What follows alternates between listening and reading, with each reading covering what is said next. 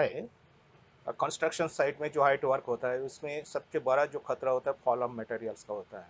NSC का national security council का report के अनुसार 4.5 मिलियन वर्कप्लेस इंजुरीज होता है हर एक साल में, जिसमें देखा जाए तो 7 सेकेंड में एक एक एंडेंजर हो ही जाता है कोई वर्कर लाइफ को। तो उस हिसाब से हम देखेंगे तो 50,000 इंसिडेंट ओसास रिपोर्ट बताता है Starc Starc by fall of object, जिसमें हम ब्रेक डाउन करेंगे तो one event in every 10 minutes happened होता है। तो इसका हिसाब से जाएंगे हम देखते हैं तो बहुत सारे फैक्टर, बहुत सारे फॉल ऑफ मटेरियल का केसेस रिपोर्ट होता है, बट मैनी मोर रिपोर्ट्स होता ही नहीं है, जिसका वजह से ये खतरा और भी ज़्यादा बढ़ा है।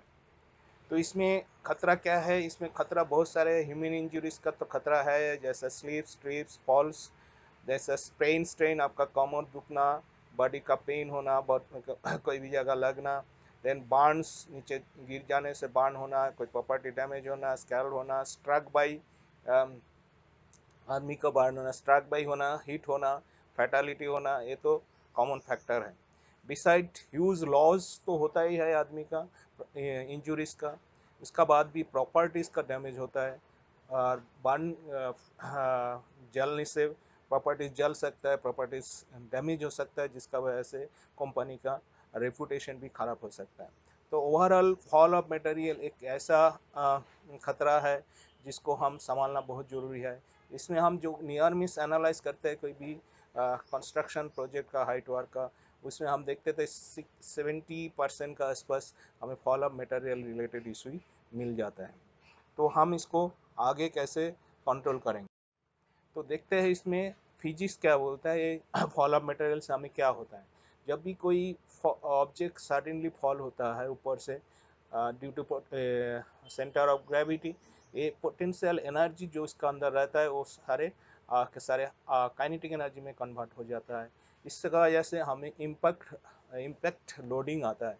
जैसे हम एग्जांपल देते हैं, एक 3 किलोग्राम का रेंच अगर हमने वो 6 6 मीटर हाइट से गिर जाता है और 5 सेंटीमीटर डीप इनसाइड घुसता है, तो हम इसको अगर कैलकुलेशन करेंगे M G H by D का हिसाब से, ये 1766 न्यूटन का आसपास आता है।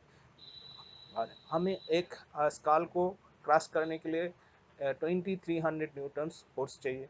तो इससे 1766 थोड़ा सा कम है, बट ये इनफ हो जाता है एक स्काल को अनकॉन्स फ्रैक्चर करने के लिए, अनकॉन्शस करने के लिए। ऐसे ही अगर हम कैलकुलेट करेंगे तो देखेंगे जो 220 ग्राम का एक बोल्ट अगर हम 23 मीटर से गिरा देता है तो 49 केजी का इम्पैक्ट होता है, जो कि एक वॉशिंग मशीन का हीटिंग का बराबर हो जाता है।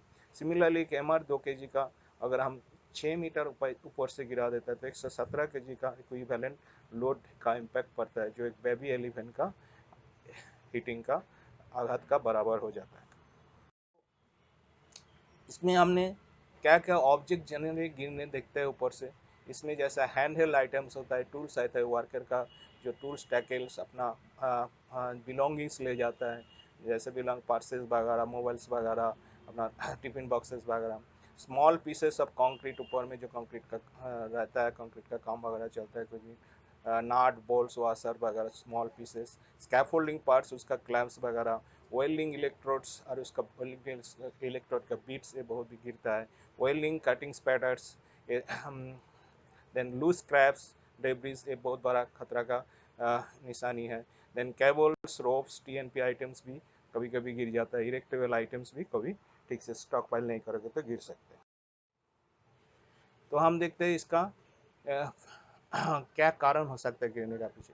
इसके इनएडिक्वेट प्रोसीजर, जनरली जो हम कंस्ट्रक्शन प्रोजेक्ट होता है और कंस्ट्रक्शन का काम चलता है उसमें स्टैंडर्ड प्रोसीजर बहुत मेंटेन नहीं होता, उसका वजह से बहुत सारे ओपनिंग, बहुत सारा अनफिनिश एक्टिविटीज़ रहता है, ओपनिंग रहता है, तो तो प्रोसीजर को इनएडुकेट रहता है।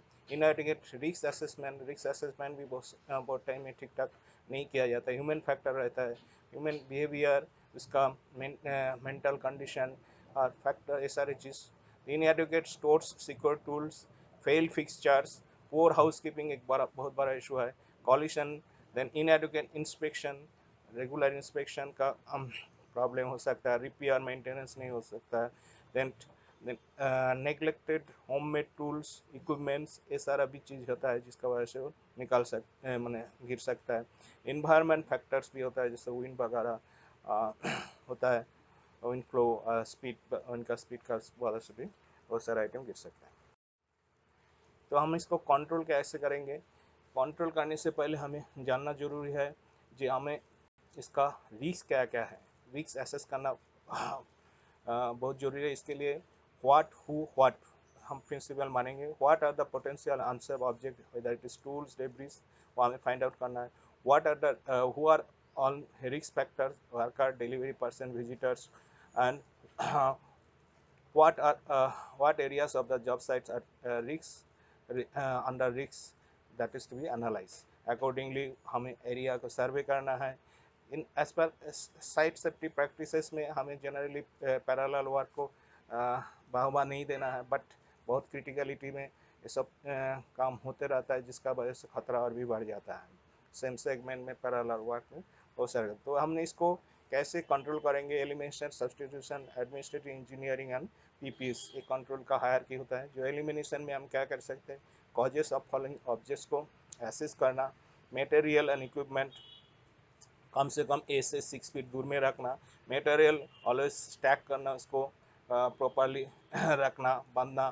देन होइस्टिंग को हम प्रोसीजर का हिसाब से ठीक ठाक उठाना है, उसका होइस्टिंग मटेरियल के नीचे से किसी को अलाउ नहीं करना, एरिया बैरिकेड करना।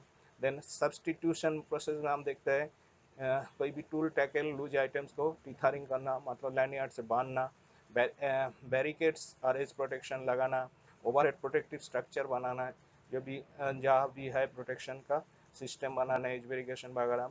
नीचे भी जहाँ काम होता है एरिया का बैरिकेड कर देने का है, ग्रेटिंग कवर डाल देने का है, टो बोर्ड्स, गार्ड रेल्स लगाना, कार्ड बीम्स, ये सारे लूज मटेरियल के लिए रखना बहुत जरूरी है। वेल्डिंग बिट्स के भी लिए साइट बॉक्सेस वगैरह रखना है, जो उसको लॉक करके रखना जरूरी है। Fire blanket, seats, warning science, ये सब चीज़ हमें देखना जरूरी हो। फायर ब्लैंकेट हमें चाहिए स्पैटर को रुकने के लिए। एडमिनिस्ट्रेटिव कंट्रोल में आता है चेंजिंग वर्कर बिहेवियर, एक टफ जॉब होता है। वर्कर का मेंटेलिटी सुधार करना, ट्रेनिंग का, बार बार ट्रेनिंग देकर न्यू प्रोसीजर का सर उसको एडप्ट करना एक बहुत बड़ा रोल रहता है। देन उसको सेफ्टी कल्चर में ले आने हैं। Then worker should maintain the cleanliness of their work, house keeping एक बहुत बड़ा फैक्टर है, इसको हमें रूटीन में ले आना है। रिस्क असेसमेंट करना, ये सारी चीज़ एडमिनिस्ट्रेटिव कंट्रोल का इशू है। इंजीनियरिंग कंट्रोल में पैसिव कंट्रोल होता है, जो इमीडिएटली वर्कर का इन्वॉल्वमेंट नहीं होता, बट उसको सेफली काम करने में मदद करता है, just like safety nets, then hand rail, board, toe boards etcetera. Active control, जो वर्कर खुद ही कंट्रोल कर सकता है, ये सब ध्यान देने का है, जैसे pouch, lanyard, tool box, bin etcetera, जो अपने हिसाब से रख सकता है। डिजाइन ड्राइंग जो इंजीनियर का हाथ में है, जिसमें हम बोल्टिंग और कोई भी चैनल को ओपन नहीं छोड़ना, तुरंत फिटिंग करना, कोई आइटम वगैरह का लूज नहीं रखना, मेथोडोलॉजी एंड प्रोसीजर को प्रॉपरली बनाना और फॉलो करना। लास्ट बट नॉट लिस्ट है पर्सनल प्रोटेक्टिव इक्विपमेंट, जिसको बहुत इम्पोर्टेंट चीज़ होता है, उसको फॉल फॉल से प्रोटेक्ट करने के लिए तो हमेशा पहन के रखना है। Thank for watching and do like, share and subscribe my channel.